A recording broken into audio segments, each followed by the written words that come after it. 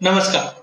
देखिए, सोयाबीन की अगर हम बात करें तो सोयाबीन के प्राइसेस में काफ़ी उतार-चढ़ाव हमने पिछले 1-2 महीने में देखा है। प्राइसेस की अगर हम बात करते हैं, तो सोयाबीन में वैसे देखा जाए तो पिछले 1 महीने के अंदर हमने 5.5% की बड़ी तेज़ी देखी, बट अब ये तेज़ी खत्म होते हुए दिखाई दे रही है। हमने देखा प्राइसेस रिसेंटली एमएसपी के नीचे भी चली गई है और अभी भी हम देख रहे हैं 48-50 जो अपकमिंग खरीफ मार्केटिंग सीज़न है, वो फिक्स किया गया है सेंट्रल गवर्नमेंट द्वारा, लेकिन अब प्राइसेस उसके नीचे ट्रेड कर रही है। उसका मुख्य कारण है जिस ढंग से हम देखें चीपर इंपोर्ट्स बन रहे हैं एडिबल ऑयल के अंदर।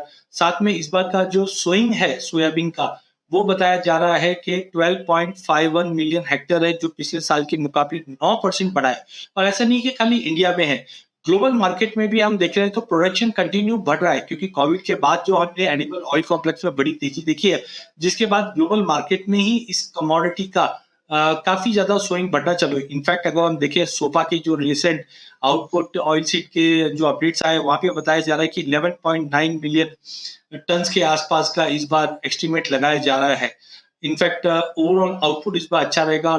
एलिनो से हम लानिनो में शिफ्ट हो चुके हैं, जिसकी वजह से हो क्या रहा है, हमारे जो आउटपुट्स है वो ज्यादा इंप्रूव हो रहे हैं। नो डाउट आगे जाकर जैसे सुपा की ओर से बताया जा रहा है कि हार्वेस्ट के टाइम पे बरसातें कैसी होनी थी, क्योंकि पिछले 10-12 दिन में अपने महाराष्ट्र, गुजरात, एमपी यहाँ पे हम देख रहे हैं कि बहुत ही सीवियर बरसातें हैं, जिसकी वजह से डैमेजेस भी रिपोर्ट हो सकते हैं।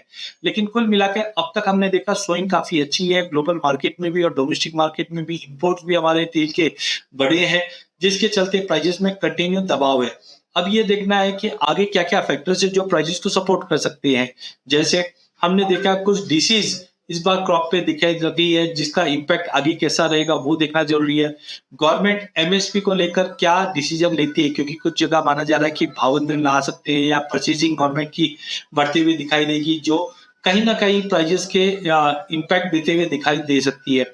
वहीं ग्लोबल मार्केट की भी अगर हम बात करें, तो ग्लोबल मार्केट के अंदर भी हमने देखा कि प्राइजेस 4 साल के लो पे पहुंच चुकी थी सप्लाई के चलते, और इनफैक्ट ग्लोबल सोयाबीन का जो प्रोडक्शन 24-25 का बताया जा रहा है, जो करीबन 421.6 मिलियन टन है, जो रिसेंटली आईजीसी के द्वारा भी बताया, उसमें थोड़ा सा ड्रॉप दिखा रहा है, बट कुल मिलाकर यूएसडीए और आईजीसी दोनों के जो नंबर्स है वो करीबन 415 से 421 के बीच में है। तो ओवरऑल ग्लोबल मार्केट में मुझे लगता है कि अभी भी सप्लाई अच्छी है, जिसकी वजह से भाव में दबाव रहेगा और डोमेस्टिक मार्केट पे भी इसका नेगेटिव असर रहेगा। बट डोंट एक्सपेक्ट कि फ्री फॉल जैसी सिचुएशन रहेगी, क्योंकि जैसे जैसे भाव नीचे जाते हैं, फार्मर लोअर लेवल पे अपने अराइवल्स नहीं लेके आएंगे, स्लो हो जाएगा, जिसकी वजह से अभी रिसेंटली भी 15-20 दिनों में हमने यही देखा कि प्राइजेस जैसे ही 42-50 के करीब या 43 के करीब मिलता है, इमीडिएटली हम देखते हैं अराइवल में ड्रॉप हो जाता है, बायर्स एक्टिव हो जाते हैं और प्राइजेस को फिर से सपोर्ट मिलता है। तो अगला 15 दिन काफी क्रुशियल होने वाला है, जिसका जो दायरा रहेगा वो 4300 नीचे में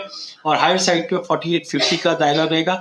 हमारा मानना है कि मार्केट में अब आउटपुट कैसा रहेगा, मौसम कैसा रहेगा और डिमांड कैसी रहेगी, ये तीनों चारों चीजों पे टोटल डिपेंडेंट रहेगा।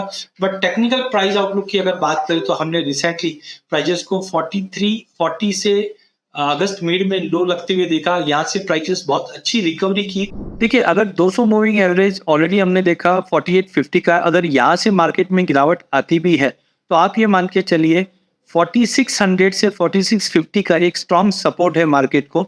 वहां तक मैक्सिमम मुझे लगता है कि टाइम बिंग जो करंट फंडामेंटल है उसको देखते हुए लगता है। अगर भावांतर या और कुछ आता है तो डेफिनेटली प्राइस को सपोर्ट मिल जाएगा। बट एक चीज सिंपल है कि इस बार सप्लाई बहुत अच्छी है, तो एज ऑफ नाउ मुझे लगता है 4850 4900 हायर साइड पे और 4600 से 4650 एज ऑफ नाउ मार्केट में सपोर्ट है, बट टाइम टू टाइम इसको रिव्यू करना। धन्यवाद।